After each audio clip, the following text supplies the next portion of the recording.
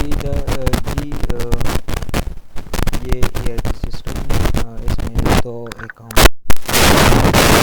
से, एक एडमिन का है, दूसरा यूज़र का है। ठीक है, तो अकाउंट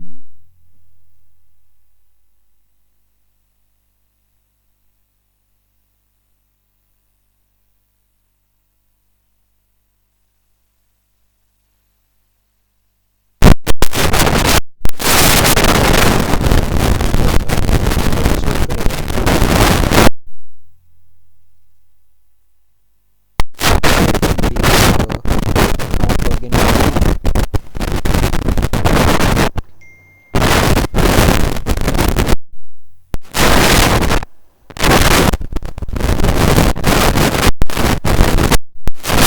पेज भी।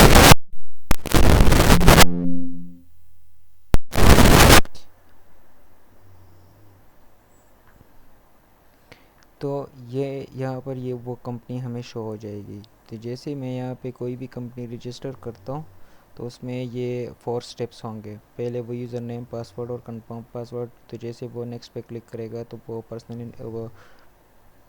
पर्सन प्रोफाइल पे आ जाएगा, फिर कंपनी के प्रोफाइल पे आ जाएगा, और फोर्थ में वो अपनी ये सारा डिटेल रिव्यू करेगा। तो जैसे वो सबमिट करेगा तो हाँ, हमारे पास ये कंपनी यहाँ पर आ जाएगी।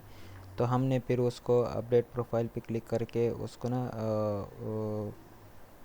क्या कहते हैं, अप्रूव करना है।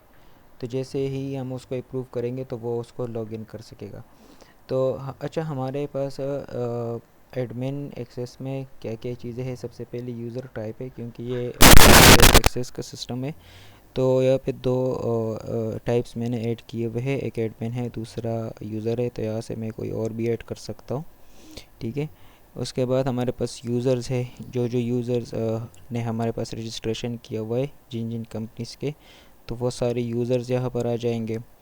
फिर यहाँ पर आ गई कंपनीज़, और यहाँ पे कंपनी रजिस्ट्रेशन का यही फॉर्म आ जाएगा। दूसरा हमारे पास है अकाउंट हेड्स, क्योंकि यहाँ पर एसेट्स है, लाइबिलिटीज़, एक्सपेंस, ये सारे ये 5 अकाउंट्स हेड्स आ जाएंगे। फिर उसके बाद फाइनेंशियल ईयर है हमारे पास, जो करंट फाइनेंशियल ईयर चल रहा हो वो है हमारे पास। यहाँ से हम न्यू को भी ऐड कर सकते, और जो पुराने हैं उसको भी हम यहाँ से एडिट कर सकते। ठीक है, अच्छा, फिर उसके बाद है न्यू फाइनेंशियल ईयर। ये तो फॉर्म ओपन हो जाएगा, और फिर ऑल कस्टमर्स हमारे पास जो है ना वो आ जाएंगे यहाँ पर। और हमारे पास ऑल सप्लायर, जो कंपनीज हमारे साथ रजिस्टर है तो वो यहाँ पर हमारे एज आ कस्टमर शो होंगे, और ऑल सप्लायर्स आ जाएंगे यहाँ पर। ठीक है, क्योंकि जेड को है, फिर उसके हेड ऑफिस है, सप्लायर नाम क्या है उसका, ये कॉन्टैक्ट डिटेल सारा सब कुछ उसका यहाँ पर आ जाएगा। तो हमारे पास सिर्फ और सिर्फ सुपर एडमिन में ये सारी चीज़ें शो होंगे, और जैसे मैं इस पर क्लिक करूँगा तो उसको अपना यूज़र नेम और अपना रोल जो है वो यहाँ पर शो हो जाएगा। अब मैं आता हूँ यहाँ पर, किसी भी कंपनी को मैं लॉगिन करता हूँ। तो सबसे पहले मैं अपने डेटाबेस में आ जाता हूँ। यहाँ पर यूज़र टेबल को मैं ओपन करता हूँ यहाँ से। तो मैं ऐसा करता हूँ कि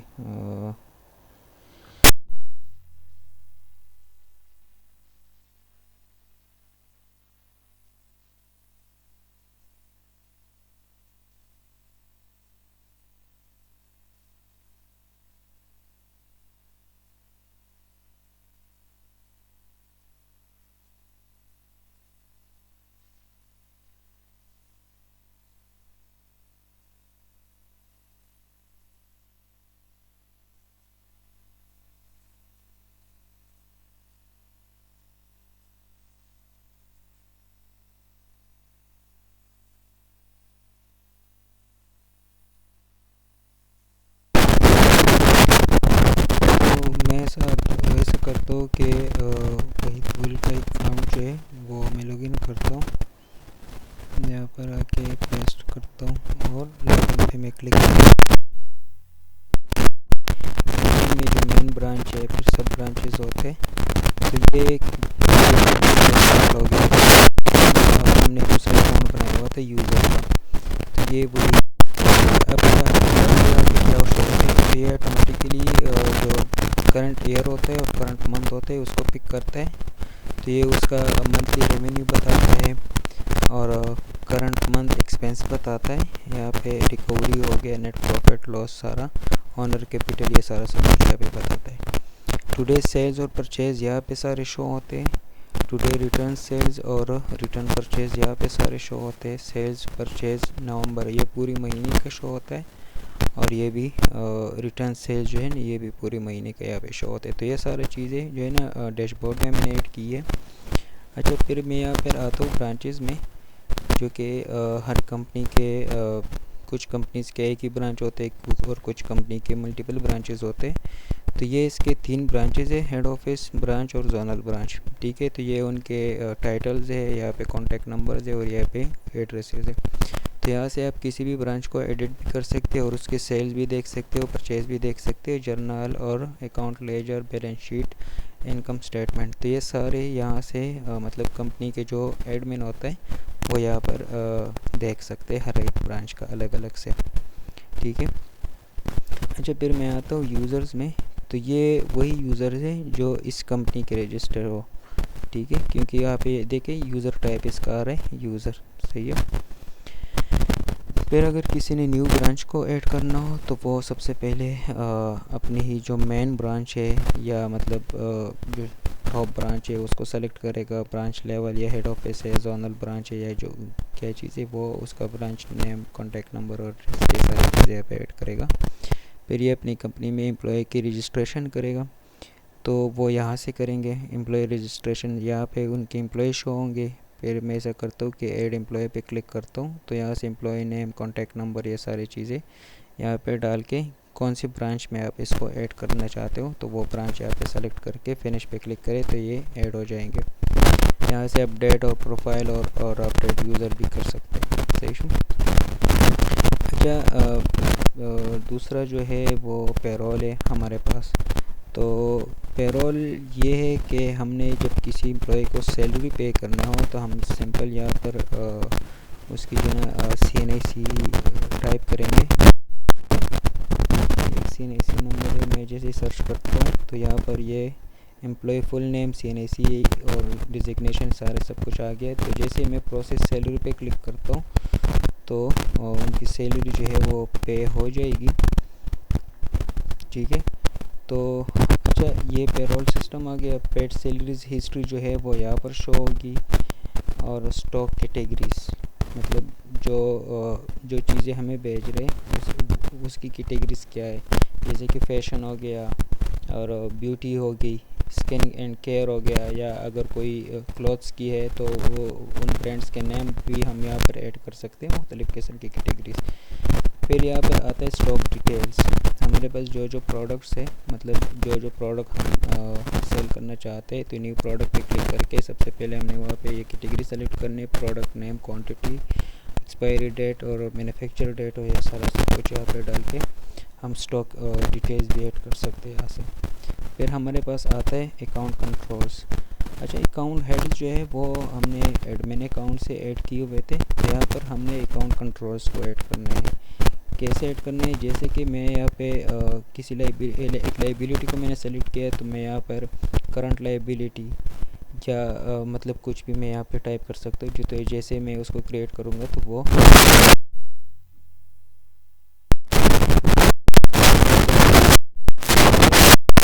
चीज़ें डिस्कस करनी है। तो अच्छा, फिर अकाउंट सब कंट्रोल्स आते हैं।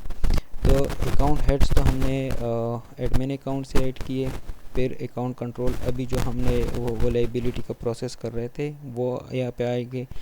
अब जो कंट्रोल अकाउंट है उसके सब कंट्रोल अकाउंट पर यहाँ पर ऐड हो जाएंगे। तो जैसे हम यहाँ पे करंट लाइबिलिटी वगैरह या कुछ भी हमने सेलेक्ट किया हो, वहाँ पे एंटर किया हो, तो वो यहाँ पर शो हो जाएंगे। तो फिर उसके सब कंट्रोल हमने यहाँ पे एंटर करना है, ठीक है। फिर आ जाता है अकाउंट फ्लो। अब ये अकाउंट जो है ना ये काम कैसे करेगा, कहाँ पे डेबिट होगा, कहाँ पे क्रेडिट होगा, सेल पे क्या होगा, परचेज़ पे क्या होगा, रिटर्न पे क्या होगा। तो ये सारी चीज़ें जो है ना वो हमें यहाँ पर उसके एक फ़्लो बना देते हैं। फिर हम आ जाते हैं ऑल फाइनेंशियल ईयर्स। तो यहाँ पर हमें सारे फाइनेंशियल ईयर शो हो जाते हैं जो हमने एडमिन साइट से है, वहाँ पर एडिट भी कर सकते हैं और ऐड भी कर सकते हैं और डिलीट भी कर सकते हैं। तो हमारा जो एक्टिव फाइनेंशियल ईयर है वो 2025 और 2026 है। ये देखिए यहाँ पे इसको टिक शो हो रहा है, बाकी जो है ना वो अनचेक्ड है। फिर उसके नीचे हमारे पास आ रहे न्यू कस्टमर, जो कि हम अपनी कंपनी में कोई न्यू कस्टमर को ऐड कर सकते हैं तो वो यहाँ से करेंगे।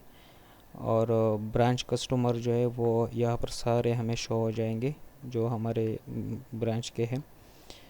सब ब्रांच कस्टमर जो हमारे और ब्रांचेस है इस कंपनी के, वो यहाँ पे सारे कस्टमर शो हो जाएंगे। अच्छा, यहाँ पर फिर हम आते सेल पर, पीओएस पर। तो यहाँ से हम सेल करेंगे जो भी हमारा प्रोडक्ट हो, जो स्टॉक पर यहाँ पर स्टॉक डिटेल्स पर हमने ऐड किया हो। तो जैसे हम इस पर क्लिक करेंगे तो वो सारे प्रोडक्ट्स यहाँ पर शो हो जाएंगे। हम किसी भी प्रोडक्ट को सेलेक्ट करेंगे तो उसका जो यूनिट प्राइस है वो यहाँ पर ऑटोमेटिक आ जाएगा। नहीं, यूनिट प्राइस तो हम इंटर करेंगे, आइटम कॉस्ट जो है ना वो खुद ब खुद हो जाएगा और यहाँ पर यूनिट प्राइस भी ऑटोमेटिक आ जाएगा, लेकिन हम उसको एडिट कर सकते हैं। ये ऐसा नहीं है कि ये इसको मैंने रीड ओनली नहीं किया हुआ है। जैसे कि अगर मैंने यहाँ पे शूज़ सेलेक्ट किया तो उस शूज़ का जो प्राइस है फॉर एग्जांपल वो 4000 है, तो यहाँ पर 4000 भी आ जाएगा और क्वांटिटी हम जितनी भी ऐड करेंगे तो वो टोटल अमाउंट यहाँ पर शो होगा। तो यहाँ पर सारे आ जाएंगे। हम ऐड पे क्लिक करेंगे तो वो सीधे यहाँ पे कार्ट पे ऐड हो जाएगा। तो यहाँ पर टोटल हमारा सेल अमाउंट जितने भी है वो यहाँ पर शो होंगे। तो हम जैसे ही नेक्स्ट पे क्लिक करेंगे तो क्योंकि हमारा कार्ट अभी एम्प्टी है तो वहाँ से हमने या वॉक इन कस्टमर को सेलेक्ट करना है या जो भी हमारा रेगुलर कस्टमर है उसको सेलेक्ट करके हम सेल को फिनिश कर सकते हैं। ठीक है, फिर हमारा आ गया सेल पेंडिंग पेमेंट जो है, मतलब जो भी हमारे कस्टमर्स है जो रेगुलर कस्टमर है जिनके साथ हमारे खाते का सिस्टम चलता है, तो उनका सारा लिस्ट यहाँ पर आ जाएगा कि उसके टोटल अमाउंट कितना है, उसने कितना पेमेंट किया हुआ है, कितना रिमेनिंग है उसका, और इनवॉइस नंबर क्या है, सारा सब कुछ यहाँ पर आ जाएगा। और हम यहाँ से उसकी इनवॉइस भी पे कर सकेंगे और उसका जो रिमेनिंग अमाउंट है वो भी हम इंस्टॉलमेंट में या फुल पेमेंट जो है ना वो भी यहाँ से हम कर सकेंगे। दूसरा जो है हमारे पास आल सेल्स आ जाएंगे। हम डेट वाइज भी चेक कर सकते हैं और जो सारे सेल्स है वो भी हमें यहाँ पर आ जाएंगे। रिटर्न प्रोडक्ट्स कितने हैं, आफ्टर रिटर्न प्रोडक्ट वगैरह, मतलब जो सेल था, अमाउंट, सारा सब कुछ यहाँ पर आ जाएंगे। ठीक है, फिर मैं आता हूँ नीचे सेल्स रिटर्न। फॉर एग्ज़ाम्पल कोई कस्टमर है, उसने कुछ प्रोडक्ट्स लिया हुआ है और वो उसको रिटर्न करना चाहते हैं, तो हम यहाँ पे सिंपल उसी इनवॉइस नंबर को डालना है। पॉइंट परचेज पे जैसे क्लिक करेंगे तो उस इनवॉइस का वो डिटेल आ जाएगा। तो हमने अगर पूरे प्रोडक्ट को रिटर्न करना है तो पूरे को सेलेक्ट करना है, या किसी एक प्रोडक्ट को रिटर्न करना है तो उसी को सेलेक्ट कर लेंगे। फिर इसके बाद नीचे आ जाएगा रिटर्न सेल्स पेमेंट, जो पेंडिंग पेमेंट है अमाउंट है वो यहाँ पे शो हो जाएंगे। न्यू सप्लायर्स है, ब्रांच सप्लायर्स, सब ब्रांच सप्लायर्स, तो ये न्यू सप्लायर्स हो गए। यहाँ से फिर ब्रांच सप्लायर्स यहाँ पर आ जाएंगे और उसके बाद जो है ना सब ब्रांच सप्लायर जो है वो यहाँ पर आ जाएंगे। अच्छा, फिर आता है बात परचेज़ की। अब स्टॉक डिटेल्स तो हमारे पास है, स्टॉक तो हमने बनाया हुआ है, लेकिन हम उस प्रोडक्ट को परचेज़ करेंगे। तो जैसे मैं यहाँ पे शूज़ को सेलेक्ट करूँगा और क्वांटिटी, ये मैं कितनी क्वांटिटी में ले रहा हूँ, ये बिल्कुल सेलिंग पीओएस की तरह सेम टू सेम है, लेकिन यहाँ पे सिर्फ चेंज ये है कि हमने क्वांटिटी ऐड करनी है और यूनिट प्राइस हमने वो यूनिट प्राइस ऐड करना है जिस प्राइस में हम सप्लायर से ये न्यू प्रोडक्ट ख़रीद रहे हैं, और वहाँ पे ये यूनिट प्राइस खुद ब खुद आता है डेटाबेस से। तो ये कार्ट हमने जैसे हम ये प्रोडक्ट इस कार्ट में ऐड करेंगे और नेक्स्ट पे क्लिक करेंगे तो वहाँ पर ये होता था कि हम कस्टमर को सेलेक्ट करते थे। यहाँ पर हम सप्लायर को सेलेक्ट करेंगे कि हम किस सप्लायर से या किस कंपनी से ये प्रोडक्ट परचेज़ कर रहे हैं। ठीक है, तो ये परचेज़ का आ गया। अच्छा, फिर नीचे आता है परचेज़ पेंडिंग अमाउंट। जैसे हम अपने कस्टमर के साथ खाते करते हैं तो इस तरह की से सप्लायर के साथ भी हमारे खाते चलते हैं। तो ये आल परचेज़ आ गया यहाँ पर। और परचेज़ रिटर्न, तो जैसे कस्टमर हमें कोई प्रोडक्ट रिटर्न करते हैं, या वो डैमेज हो गया, या वो एक्सपायर हो गया, या उसमें कोई मसला है, कोई प्रॉब्लम है, तो हम सेम टू सेम वही प्रोडक्ट अपने सप्लायर को भी रिटर्न कर सकते हैं।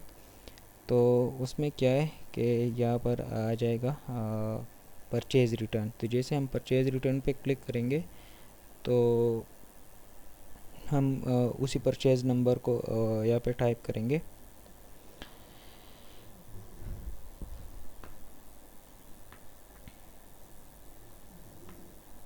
तो परचेज़ इनवॉइस नंबर को यहाँ पे टाइप करेंगे और तो वो हमारे पास डिटेल आ जाएगा। तो हमने वो प्रोडक्ट जो है ना वो करना है। अच्छा, फिर आता है नीचे रिटर्न पेमेंट पेंडिंग, कि उस सप्लायर ने हमें पेमेंट जो है ना वो पे किया हुआ है या नहीं किया हुआ है, या कितने किया हुआ है, कितने रिमेनिंग है, सारा सब कुछ यहाँ पे शो हो जाएगा। फिर आते हैं हम जनरल ट्रांजैक्शन। तो ये जो जितने भी हम सेलिंग करते हैं, जितने भी हम परचेजिंग करते हैं, जितने भी हम पेरोल्स पे कर रहे हैं, तो उनकी सारी